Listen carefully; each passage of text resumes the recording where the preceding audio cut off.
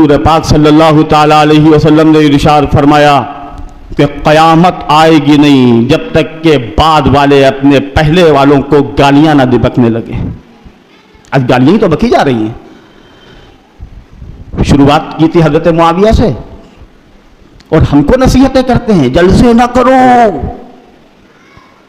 محرم کے شہداء تم سے پوچھ کر کے ہم نے جلسے شروع کیے تھے. بےمان بے دین صحابہ کو منافق کہنے والے, صحابہ کو زندیق کہنے والے, قرآن کی زبان میں اگر ہم کہیں الا انہم هم السفہاء ولکن لا یشعرون, یہ خود بے وقوف ہیں. جب صحابہ کو لوگوں نے کہا تو اللہ نے ویسے ہی جواب دیا. ہم نے اس سے پہلے بھی یہ بات کہی تھی, جو صحابہ کو کہو گے اللہ سے ویسے ہی سنو گے. انہوں نے صحابہ اکرام کے موت کا انتظار کیا اور یہ کہا نتربص بکم الدوائر, اللہ نے جواب دیا علیہم دائرۃ السوء. جب انہوں نے کہا لیخرجن الاعز منها الاذل, ہم ذلیل کر دیں گے صحابہ کو. کن کو؟ جو رسول اللہ کے پاس رہتے ہیں. جھوٹی جھوٹی تعویلیں کرتے ہو لوگوں کو گمراہ کرنے کے لیے. ہم شیعوں کو نہیں کہہ رہے ہیں, ہم اس شخص کو کہہ رہے ہیں کہ جو آج کے وقت میں لکھنؤ شہر کے اندر سے ایک فتنہ اٹھا ہے, بدنام زمانہ فتین. کئی سالوں سے یہی چل رہا ہے سلسلہ, ہم نے تو دیکھنا ہی چھوڑ دیا ہے. کل کسی نے کہا کہ لو دیکھو تو کیا افواہ بک رہا ہے. تو میں نے سنا حضرت صدیق اکبر کا کردار ادا کرو. انہوں نے علی کو, انہوں نے عمر کو ڈانٹا پھٹکارا. حضرت عمر کا تو نام لیا اور حضرت علی کا نام نہیں لیا. جب حضرت ابوبکر صدیق قتال مرتدین کے لیے آمادہ ہوئے, کھڑے ہوئے اور لوگوں نے یہ کہا کہ دیکھو ہم کو قتال کرنا ہے, تو جس طرح حضرت عمر نے ان کو مشورہ دیا کہ ابھی وقت نہیں ہے قتال کا, اسی طریقے سے حضرت علی نے بھی مشورہ دیا. تم ایک چیز کو مانتے ہو دوسری چیز کو چھوڑ دیتے ہو. تم کہتے ہو کہ صحابہ اکرام کے خلاف حضرت علی مرتضیٰ کھڑے ہوئے. تمہیں نہیں معلوم کہ حضرت علی کو حضرات شیخین سے ابو بکر و عمر سے کتنی محبت تھی. وہ حدیث پڑھیے, خیر الامت بعد نبیہا ابو بکر و عمر. امت میں سب سے زیادہ اچھے, بہترین, افضل ترین کون ہے؟ ابو بکر ثم عمر, پھر عمر ابن خطاب ہے. ہم کو اتحاد کی دعوت دیتے ہو, مشورے دیتے ہو, تمہاری یہ حیثیت, اور تم یہ کہتے ہو کہ حضرت علی میں اور دوسرے صحابہ میں اختلاف تھا. تراویح کو کس نے شروع کیا تھا؟ حضرت فاروق اعظم رضی اللہ تعالی عنہ. حضرت فاروق اعظم نے با جماعت تراویح پورے رمضان.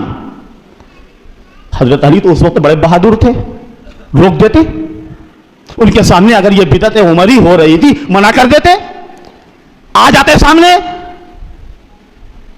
کون حضرت علی جن کو ہم کہتے ہیں حیدر کرار, اسد اللہ الجبار, کوئی شک نہیں ہے, جن کے بارے میں تم کہتے ہو شاہ مرداں, شیر یزداں, قوت پروردگار, شاہ مرداں, شیر یزداں, قوت پروردگار, لا فتح الا علی, لا سیف الا ذوالفقار.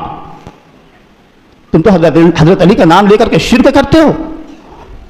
ہم کیا کہہ رہے ہیں سنیے گا غور سے. حضرت فاروق اعظم نے تراویح کی نماز شروع کی. حضرت علی نے دیکھا کہ مسجدوں میں تو روشنیاں ہو رہی ہیں, اور کیا دعا مانگی اللہ سے, اللہم نور قبر عمر کما نور مساجدنا. اے اللہ عمر کی قبر کو منور کر دے جیسے اس نے ہماری مسجدوں کو نورانی بنایا ہے. آج تم کہتے ہو کہ ان میں لڑائیاں تھیں, بنو امیہ اور بنو ہاشم لڑتے تھے, اور ان کے تعصبات کی جو چنگاریاں تھی وہ بجھی نہیں تھی بلکہ دبی تھی, اور حضور کی وفات کے بعد وہی پھر سلگنے لگی. تم امت کو گمراہ کر رہے ہو. ہم مدرسے کے ذمہ داروں سے کہتے ہیں, ہم دارالعلوم کے محترم سے کہتے ہیں, ہم دارالعلوم ندوۃ العلماء کے ذمہ داروں سے کہتے ہیں کہ اپنے مدرسے میں جو اساتذہ ہیں ان کو مشورہ دیں, میٹنگ کریں کہ وہ طلبہ کے سامنے یہ چیزیں بیان کریں جو صحابہ سے متعلق عقیدوں کی باتیں ہیں, اور منع کریں کہ ایسے شخص کا کوئی بیان نہ سنا جائے جو ضال ہے اور مضل ہے. صحابہ سے کون دشمنی رکھے گا؟ صحابہ کا کون منافق کہے گا؟ جو خود صدیق ہوگا, جو خود منافق ہوگا. جتنے بھی مدرسے کے لوگ ہیں ان باتوں پر آ کر کے لچھےدار باتوں میں ان سے مرعوب ہونے کی ہرگز ضرورت نہیں. اللہ نے آپ کو بصیرت دی ہے, اللہ نے آپ کو بصارت دی ہے, اللہ نے آپ کو فراست دی ہے, اللہ نے آپ کو روشنی دی ہے, اللہ نے آپ کو ہدایت دی ہے. آپ اپنی آنکھوں سے دیکھیں وہ قرآن کی آیت کی تفسیر اور حدیث جس میں تلبیس کی جا رہی ہے, جس میں دجل و فریب کیا جا رہا ہے, اور جس کے ذریعے سے غلط سلط بیانات پیش کر کے یہ عبداللہ ابن سبا نے جو وراثت چھوڑی تھی نا وہ سب ہے. یہ عبداللہ ابن سبا نے جو اسلام کے خلاف. لیکن یاد رکھیے تم کہتے کہتے مر جاؤ گے, اور یہ اللہ کا وعدہ ہے یریدون لیطفئوا نور اللہ بافواہہم واللہ متم نورہ ولو کرہ الکافرون. لوگ چاہتے ہیں کہ اپنے منہ کی پھونک سے اللہ کے چراغ کو بجھا دے, لیکن اللہ اپنے نور ہدایت کو پورا کر کے رہے گا, اور جتنے نافرمان ہیں ان کو کتنا ہی برا لگے.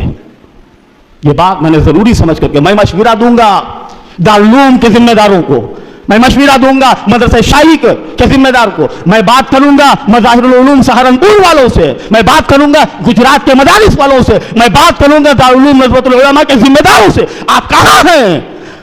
آپ کے سامنے وہ حدیث نہیں ہے من رأى منكم منكرا فليغيره بيده فإن لم يستطع فبلسانه وإن لم يستطع فبقلبه وذلك أضعف الإيمان. کیا اتنا بھی ایمان نہیں بچا ہے؟ اتنا بھی ایمان نہیں بچا ہے؟ اتنی بے غیرتی ہے؟ اگر ہم بول دیں گے ہماری دکانیں جل جائیں گی, جہاں ہماری روٹیاں سکتی ہیں, ہمارے دورے بند ہو جائیں گے, ہم مصلحت کی چادر اوڑھے ہوئے, ہٹاؤ مصلحت کا یہ پردہ. اور صحابہ اکرام کے اوپر برسنے والے جو اعتراضات ہیں ان کا جواب دو, ورنہ اللہ کے ماتوں میں منہ دکھانا ہوگا. اللہ نہیں بخشے گا جب تم یہ کہو گے کہ ہم بخاری پڑھاتے تھے, مسلم پڑھاتے تھے, ترمذی پڑھاتے تھے, ابو داؤد پڑھاتے تھے. پڑھاتے ہوگے تم. جب یہ کہا جا رہا تھا کہ معاویہ پر لعنت, نعوذ باللہ, شیخین پر لعنت, تو تمہارا ایمان کہاں گیا تھا؟ تم کہاں مر گئے تھے؟ اتنی زیادہ بے حسی, اتنی زیادہ غفلت. اس چیز سے ہم کو بیدار ہونا پڑے گا. ہم فرض کفایہ ادا کر رہے ہیں امام اہل سنت کو اس اسٹیج سے, اس پلیٹ فارم سے. پورے لکھنؤ کو میرا یہ پیغام ہے, پورے ہندوستان کو میرا یہ پیغام ہے, جہاں جہاں مدارس ہیں ان کو ہمیں میرا یہ پیغام ہے کہ کھڑے ہو اور اس فتنے کی سرکوبی کرو کہ جیسے صدیق اکبر نے سرکوبی کی تھی. تم ہم کو مشورہ دو گے؟ تمہاری حیثیت کیا ہے؟ تم جہاں پڑھاتے تھے وہاں تم کو قبول نہیں کیا گیا, وہاں سے نکال دیا گیا.